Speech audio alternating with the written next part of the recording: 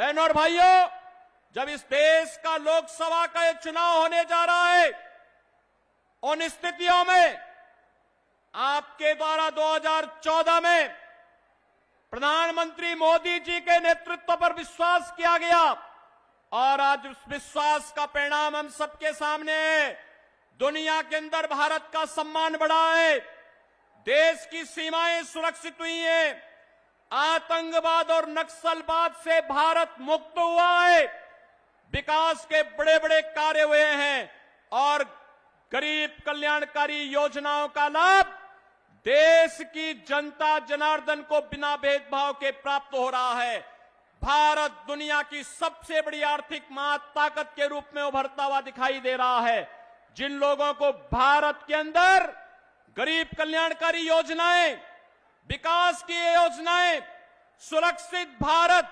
अच्छा नहीं लग रहा है, वे लोग फिर से षड्यंत्र करने के लिए आपके बीच आए हैं और इसीलिए आप सबका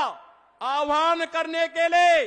कि आपके वोट ने देश की तकदीर और तस्वीर को बदलने में बड़ी भूमिका का निर्वहन किया। 10 वर्ष में एक नए भारत का हम दर्शन कर रहे हैं। आज इस नए भारत के शिल्पी, आत्मनिर्भर और विकसित भारत के संकल्पकर्ता आदरणीय प्रधानमंत्री मोदी जी हम सबके बीच में उपस्थित हैं। आप सबने इस बात को देखा है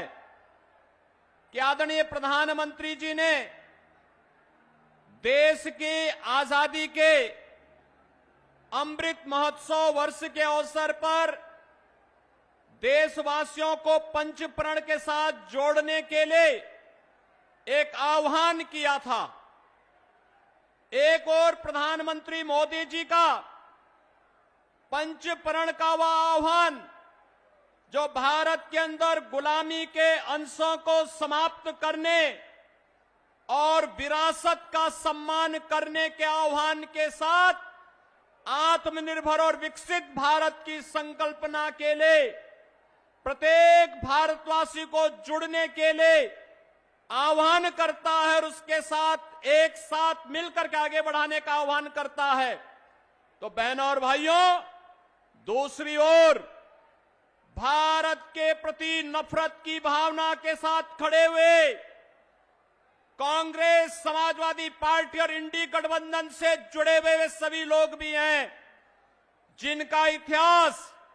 देश के खिलाफ गद्दारी करने का रहा है, जिनका अतीत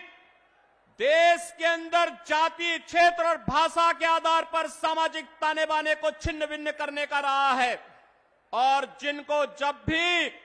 सत्ता में आने का अवसर प्राप्त हुआ उन्होंने देश के अंदर अनुसूचित जाति, जनजाति और पिछड़ी जाति के लोगों के हकों पर डकैती डालने के साथ ही